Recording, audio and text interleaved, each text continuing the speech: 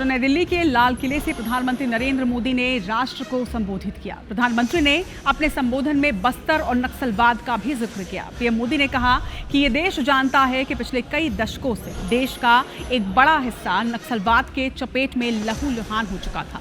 सबसे ज्यादा नुकसान की बात करें तो आदिवासी परिवारों को ये होता है। आदिवासियों ने अपने सपनों के होनहारों को खोया है। नौजवान बेटे गलत रास्ते में खींच लिए गए, भटकाए गए, उनके जीवन को तबाह किया गया। 125 से ज्यादा जिलों में नक्सलवाद अपने जड़ें जमा चुका था, लेकिन माओवादियों के चुंगल में हमारे जनजातीय जवान जिस तरह से फंसे हुए थे, आज 125 जिलों में कम होते होते ये आंकड़ा महज 20 जिलों में समझ चुका है। जनजातीय समाज की सेवा की एक जमाना था। बस्तर को याद करते ही नक्सलवाद, माओवाद, बम बंदूक की आवाजें सुनाई देती थी, लेकिन अब उसी बस्तर में माओवाद से मुक्त होने के बाद बस्तर के युवा ओलंपिक की ओर आगे बढ़ रहे हैं। हजारों नौजवान भारत माता की जय कहकर खेल के मैदान पर उतरते हैं। पूरा वातावरण उत्साह से भर जाता है और ये बदलाव अब नजर आ रहा है। जो क्षेत्र कभी रेड कॉरिडोर के नाम से जाना जाता था, वो आज विकास का ग्रीन कॉरिडोर में बदल रहा है।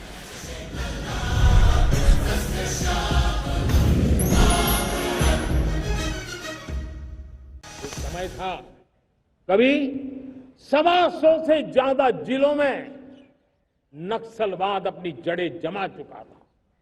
माओवाद की चंगुल में हमारे जनजातीय क्षेत्र, हमारे जनजातीय नौजवान फंसे हुए थे और आज 125 जिलों में से कम होते होते हम 20 पर ले आए हैं। उन जनजातीय समाज की सबसे बड़ी हमने सेवा की है। और आप देखिए, एक जमाना था जब बस्तर को याद करते ही माओवाद, नक्सलवाद, बम बंदूक की आवाज सुनाई देती थी।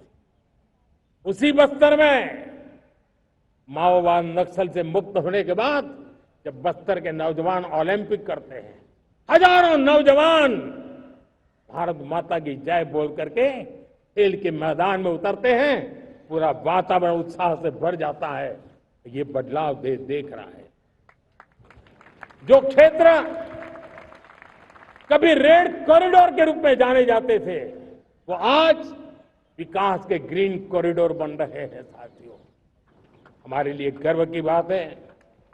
भारत के नक्शे में जिन क्षेत्रों को लहूलुहान कर दिया गया था, लाल रंग से रंग दिया गया था, हमने वहां संविधान, कानून और विकास का तिरंगा फहरा दिया है।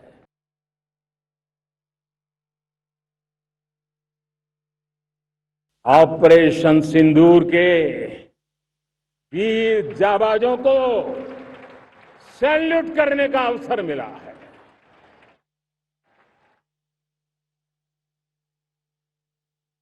हमारे वीर जाबाज सैनिकों ने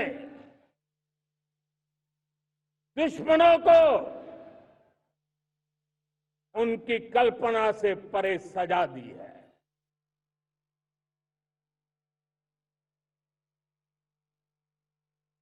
अब देशवासियों को भली भांति पता चला है कि सिंधु का समझौता कितना अन्यायपूर्ण है, कितना एक तरफा है। भारत से निकलती नदियों का पानी दुश्मनों के खेत को सींच रहा है और मेरे देश के किसान, मेरे देश की धरती पानी के बिना प्यासी है। और मेरे देश के किसान, मेरे देश की धरती पानी के बिना प्यासी है। ये ऐसा समझौता था जिसने पिछले 7 दशक से मेरे देश के किसानों का अकल्पनीय नुकसान किया है।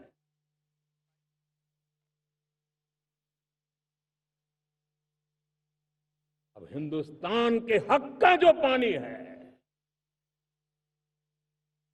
उस पर अधिकार सिर्फ और सिर्फ हिंदुस्तान का है। हिंदुस्तान के किसानों का है।